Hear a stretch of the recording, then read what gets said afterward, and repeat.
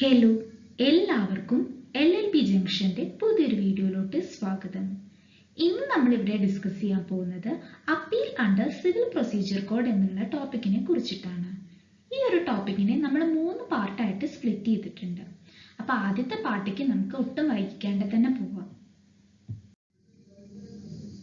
ഒരു വ്യക്തിക്ക് ഒരു ലോവർ കോർട്ടിന്റെ ഡിഗ്രിയില് അതല്ലെങ്കിൽ ഉത്തരവില് ഒരു ഡിസ്സാറ്റിസ്ഫാക്ഷൻ തോന്നുകയാണെന്നുണ്ടെങ്കിൽ ആ വ്യക്തിക്ക് എന്ത് ചെയ്യാം? ആ ഡിഗ്രിക്ക് അതല്ലെങ്കിൽ ആ ഉത്തരവിനെതിരെ അപ്പീല് ലഭ്യമാണ് എന്നുണ്ടെങ്കിൽ ഉയർന്ന കോടതിയിൽ അപ്പീലിന് വേണ്ടിയിട്ട് ഫയൽ ചെയ്യാവുന്നതാണ്. Section 96 to 112 and orders 41 to 45 of civil procedure കോഡാണ് അപ്പീലുമായിട്ട് റിലേറ്റ് ചെയ്തിട്ടുള്ള കാര്യങ്ങൾ പറയുന്നത്. അതായത് നമ്മൾ ഈ ഒരു വീഡിയോയിൽ സിവിൽ അപ്പീലിനെ കുറിച്ചിട്ടാണ് പറയുന്നത്. സോ സിവിൽ പ്രൊസീജിയർ കോഡിന്റെ സെക്ഷൻ 96 to 112 അതുപോലെ ഓർഡർ 41 to 45 ആണ് അപ്പീലിനെ കുറിച്ചിട്ട് പറയുന്നത്. ആദ്യമായിട്ട് നമ്മൾ സെക്ഷൻ 96നെ കുറിച്ചിട്ടാണ് നോക്കാൻ പോകുന്നത്.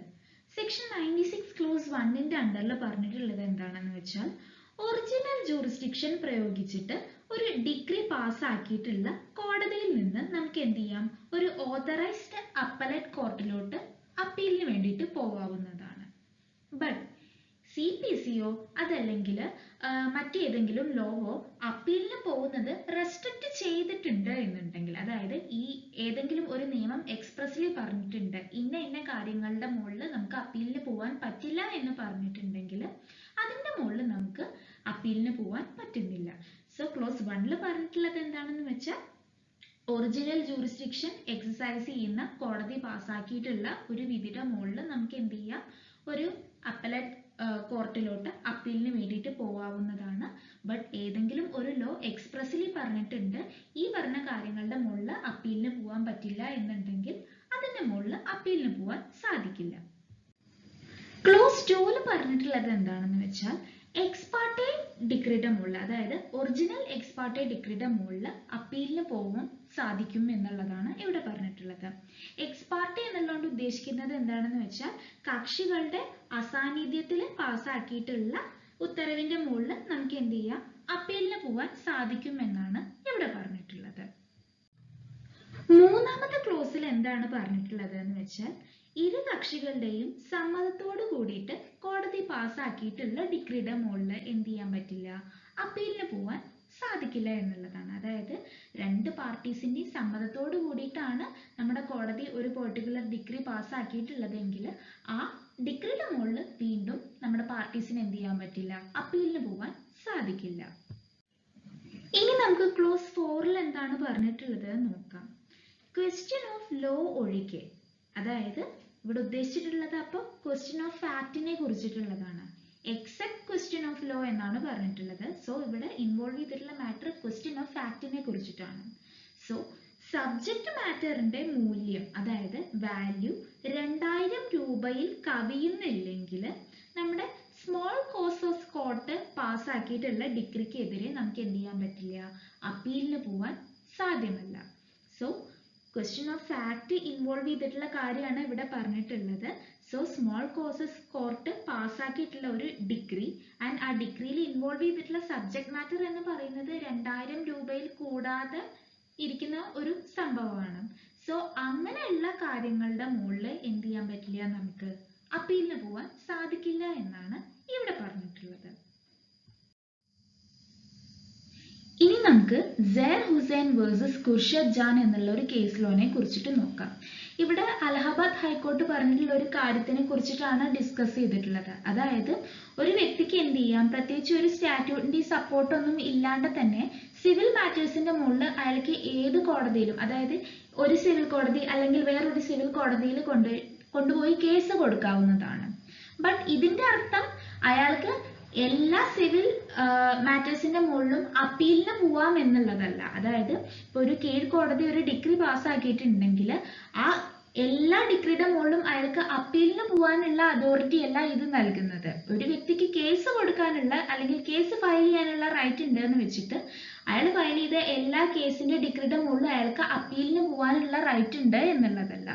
ഒരു വ്യക്തിക്ക് അങ്ങനെ അപ്പീലിന് പോകണം എന്നുണ്ടെങ്കിൽ ആ അപ്പീലിന് പോകാനുള്ള അനുവാദം ഏതെങ്കിലും ഒരു സ്റ്റാറ്റ്യൂട്ട് അതല്ലെങ്കിൽ ഒരു സ്റ്റാറ്റ്യൂട്ടിന് തുല്യമായിട്ടുള്ള അല്ലെങ്കിൽ ഇക്വലന്റ് ആയിട്ടുള്ള ഒരു അതോറിറ്റി നൽകണം. അതാണ് ഇവിടെ പറഞ്ഞിട്ടുള്ളത്. ഇനി നമുക്ക് സെക്ഷൻ 97നെ കുറിച്ചിട്ട് നോക്കാം. സോ സെക്ഷൻ 97ൽ പറയുന്ന രണ്ട് ടേംസ് ആണ് പ്രിലിമിനറി ഡിഗ്രിയും അതുപോലെ തന്നെ ഫൈനൽ ഡിഗ്രിയും. പ്രിലിമിനറി ഡിഗ്രി എന്നുള്ളതുകൊണ്ട് ഉദ്ദേശിക്കുന്നത് എന്താണെന്ന് വെച്ചാൽ കോർട്ട് പ്രാഥമികമായിട്ട് പാസ്സാക്കുന്ന ഒരു ഡിഗ്രിയാണ് നമ്മൾ ഈ പ്രിലിമിനറി ഡിഗ്രി എന്ന് വിളിക്കുന്നത്. അതായത് പ്രിലിമിനറി ഡിഗ്രി എന്ന് പറയുന്നത് സ്യൂട്ടിന്റെ അവസാനമല്ല, അതിനുശേഷം അന്തിമമായിട്ടുള്ള വിധി വരാനിരിക്കുന്നുണ്ട്. ബട്ട് അത് ഒരു ഭാഗികമായിട്ട് കോടതി ആദ്യമായിട്ട് പാസ്സാക്കുന്ന ഡിഗ്രീനെയാണ് നമ്മൾ പ്രിലിമിനറി ഡിഗ്രി എന്നുള്ളതുകൊണ്ട് ഉദ്ദേശിക്കുന്നത്. ഫൈനൽ ഡിഗ്രി എന്ന് പറഞ്ഞാൽ എന്താണ്? കോടതി അന്തിമമായിട്ട്, അതായത് കോടതി ലാസ്റ്റ് ആയിട്ട് പാസ്സാക്കുന്ന ഡിഗ്രീനെയാണ് നമ്മൾ ഈ ഫൈനൽ ഡിഗ്രി എന്ന് വിളിക്കുന്നത്. സോ കോർട്ട് ഫൈനൽ ഡിഗ്രി പാസ്സാക്കി കഴിഞ്ഞു വെച്ചാൽ അതിന്റെ അർത്ഥം എന്താണ്? കേസ് ഫുള്ള് കോടതി ഡിസ്പോസ് ചെയ്തിട്ടുണ്ട്, ഒക്കെ സെറ്റിൽ ചെയ്തിട്ടുണ്ട് എന്നുള്ളതാണ്.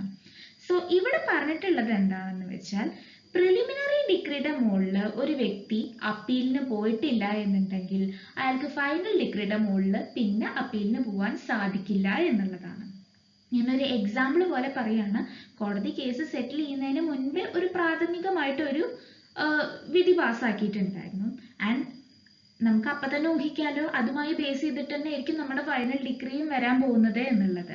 സോ ആ പ്രിലിമിനറി ഡിഗ്രിയുടെ മുകളിൽ ഒരു വ്യക്തി അപ്പീലിന് പോവാൻ താല്പര്യപ്പെട്ടിട്ടില്ല എന്നുണ്ടെങ്കിൽ അയാൾക്ക് എന്തായാലും ആ ഫൈനൽ ഡിഗ്രിയുടെ മുകളിലും അപ്പീലിന് പോവാൻ സാധിക്കില്ല എന്നാണ് സെക്ഷൻ 97ൽ പറഞ്ഞിട്ടുള്ളത്. ഇനി നമുക്ക് സെക്ഷൻ 98നെ കുറിച്ചിട്ട് നോക്കാം. ക്ലോസ് 1ൽ പറഞ്ഞിട്ടുള്ളത് എന്താണെന്ന് വെച്ചാൽ രണ്ടോ അതിൽ കൂടുതലോ ജഡ്ജസ് അടങ്ങുന്ന ഒരു ബെഞ്ചിന് മുൻപാകെ ഒരു അപ്പീൽ കേസ് വരികയാണ് എന്നുണ്ടെങ്കിൽ ആ ജഡ്ജസിന്റെ ഒപ്പീനിയൻ അനുസരിച്ചിട്ടായിരിക്കും ആ കേസ് ഡിസൈഡ് ചെയ്യുന്നുണ്ടാവുക. ഇപ്പോൾ ആ ബെഞ്ചിൽ തന്നെ പലവർക്ക് പല അഭിപ്രായമാണ് എന്നുണ്ടെങ്കിൽ അവിടുത്തെ മെജോറിറ്റി ജഡ്ജസിന്റെ ഒപ്പീനിയൻ അനുസരിച്ചിട്ടായിരിക്കും അത്തരം കേസിന്റെ മുകളിലുള്ള ഡിസിഷൻ വരുന്നുണ്ടാവുക. ക്ലോസ് 2ൽ പറഞ്ഞിട്ടുള്ളത് എന്താണെന്ന് വെച്ചാൽ ഇപ്പൊ അങ്ങനെ ഒരു മെജോറിറ്റി ഡിസിഷനേ വന്നില്ല. അതായത് കേസ് വന്ന സമയത്ത് ഒരു ജഡ്ജസിനും അതിനോട് എതിരഭിപ്രായമില്ല. അതല്ലെങ്കിൽ ആദ്യത്തെ ജഡ്ജ്മെന്റിനെ റിവേഴ്സ് ചെയ്യുന്ന രീതിയിൽ, ആദ്യത്തെ ഡിഗ്രി റിവേഴ്സ് ചെയ്യുന്ന രീതിയിൽ അവർക്ക് യാതൊരുവിധ ഒപ്പീനിയനും ഇല്ല എന്നുണ്ടെങ്കിൽ എന്ത് ചെയ്യും? ആദ്യത്തെ ഡിഗ്രി തന്നെ ആയിരിക്കും ഇവർ കൺഫേം ചെയ്യുന്നുണ്ടാവുക. ഈ സെക്ഷനിൽ ഒരു പ്രൊവിസോ കൂടി കൊടുത്തിട്ടുണ്ട്. അതായത് ഇപ്പോ ഒരു ബെഞ്ചില്, അതായത് ഈ അപ്പീൽ വന്നിട്ടുള്ള ബെഞ്ചില് രണ്ടോ അതല്ലെങ്കിൽ അതിൽ കൂടുതലോ ഈവൻ നമ്പേഴ്സിൽ വരുന്ന ജഡ്ജസ് ആണ് ബിലോങ് ചെയ്യുന്നത് എന്ന് വിചാരിക്കുക.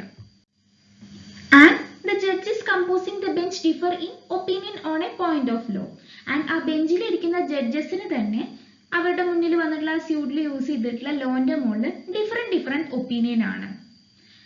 So they may state the point of law upon which they differ, and the appeal shall then be heard upon that point only by one or more of the other judges.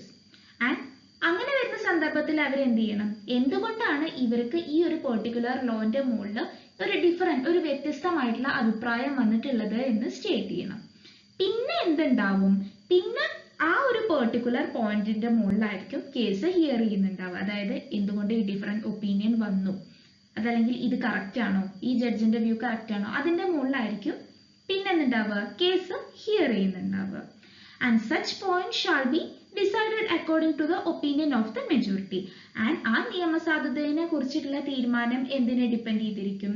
അവിടുത്തെ majority ജഡ്ജസിന്റെ അഭിപ്രായം അനുസരിച്ചിട്ടായിരിക്കും തീരുമാനിക്കുന്നുണ്ടാവുക. ഇവിടെ ആ different opinion ഉള്ള ആൾക്കാർ മാത്രമല്ല involve ചെയ്യുക, ആ ബെഞ്ചിലുള്ള എല്ലാ ആൾക്കാരും കൂടിയിട്ടായിരിക്കും ഇത് ഹിയർ ചെയ്യുന്നുണ്ടാവുക.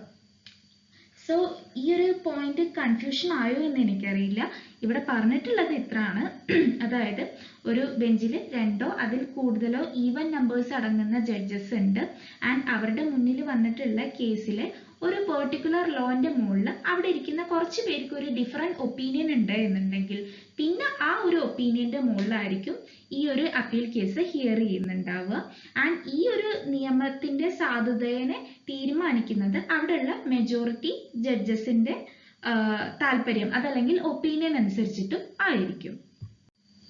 ക്ലോസ് 3 പറഞ്ഞിട്ടുള്ളത് എന്താണെന്ന് വെച്ചാൽ nothing in this section shall be deemed to alter or otherwise affect any provision of the letters patent of any high court. ഹൈക്കോർട്ടിന്റെ ഒരു